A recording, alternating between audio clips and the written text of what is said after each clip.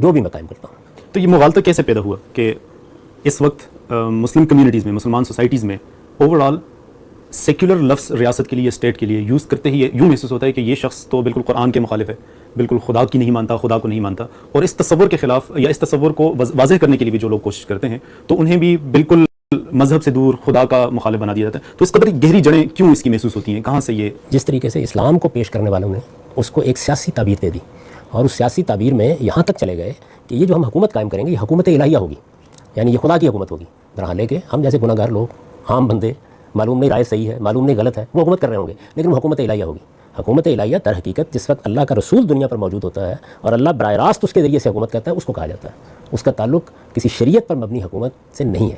تو جس طرح اس اصطلاح کو غلط استعمال کیا اور اس کے نتیجے میں ایک سیاسی اسلام وجود میں آیا، اسی طرح بہت معذرت کے ساتھ سیکولرزم کے نمبرداروں نے بھی ایک بڑی بنیادی غلطی کی ہے، وہ انسان کے جمہوری حق کے اظہار پر قدغن لگانا ہے۔ چنانچہ آپ دیکھیے کہ سیکولرزم کا ظہور جہاں پر اس کی اس فارم میں ہوا جو حقیقی ہے، تو آپ ترکی اور فرانس کی مثال لیجیے، وہاں پر بالکل اسی طرح آیا جس طرح کا ایک مذہب آتا ہے۔ تو ظاہر ہے کہ جب وہ مذہب کے طور پر آیا تو ایک مقابل کی قوت بنے گا، مقابل کی قوت بنے گا تو اب وہ مذہب یا مذہب کی علامتیں ان کو اس نے ہدف تنقید بنانا شروع کر دیا۔ اگر یہ سادہ اصول اختیار کر دیا جاتا کہ ریاست انسانوں کا بنایا ہوا ایک ادارہ ہے، اس ادارے میں کوئی بھی قوم ایک نظم پیدا کرتی ہے، اس نظم میں جو ان کا نظریہ ہے، جو ان کے خیالات ہیں، ان کا ظہور ہونا ہے، اس ظہور کے حدود یہ ہیں۔ اگر تو بات یہاں تک رہتی تو بالکل ٹھیک تھی۔ انہوں نے آگے بڑھ کر یہ کہا کہ نہیں، فلاں اور فلاں چیزوں پر ہم پابندی لگائیں گے۔